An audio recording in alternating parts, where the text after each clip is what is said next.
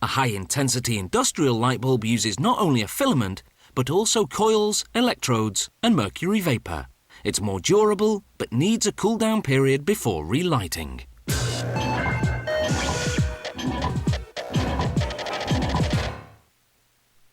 In 1809, a British chemist invented electric light. Over the next few decades, other inventors produced electric lamps and bulbs with varying success. The big breakthrough came in 1879, when Thomas Edison invented a carbon filament that burned for 40 hours. Then just a year later, he produced a bulb that burned for more than 1,200 hours.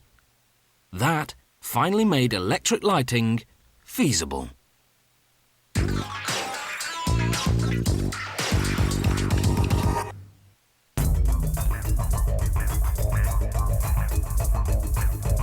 The process starts by making the coil support, through which they'll later thread the filament.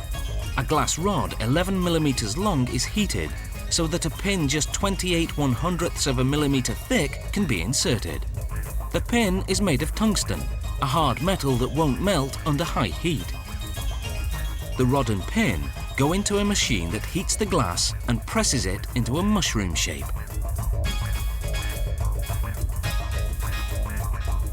Then, tungsten wires are inserted.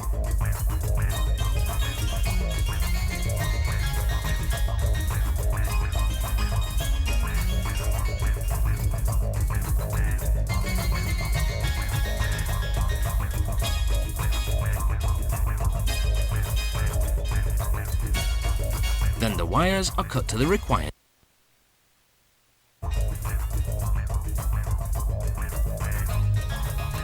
The coil support is now finished. Next, they build the mount onto which several other parts will be assembled.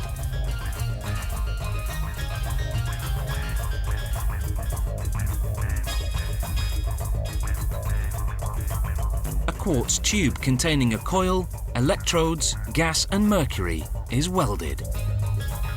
Next, the bimetal switch, which cuts the current to the coil in the arc tube, is welded into place. Then the coil support prepared earlier is welded on.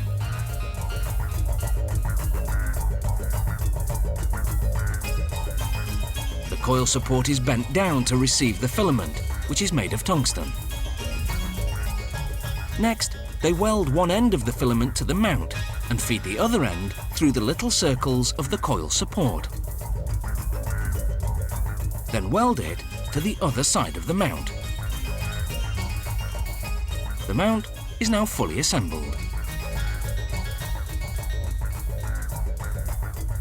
Next, a specific amount of pressure is applied to the bimetal switch to calibrate it. Then the finished mount is submerged in alcohol to remove any dust or other contaminants. It's dried for 10 minutes before having a liquid called zirconium getter applied. This draws moisture away from the filament. It's finally time to put the mount in the glass bulb. The sealing machine cuts off excess glass from the bottom, then melts what's left until it attaches to the mount. But how will this light bulb work? Well, the electric current travels through the filament to the coil inside the arc tube. The coil warms the gases, which then vaporize the small amount of mercury. The mercury vapor then conducts the current from one electrode to the other, creating light.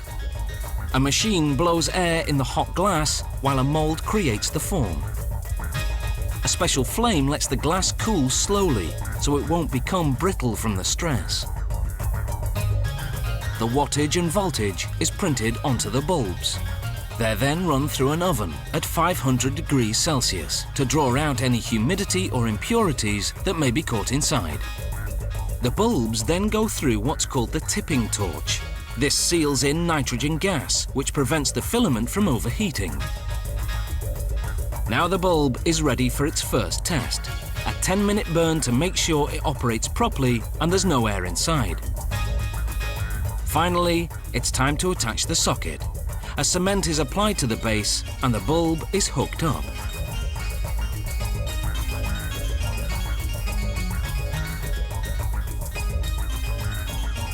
The bulb passes through a flame that cures the cement. The last machine cleans the socket with acid, so it can be soldered at 2 points.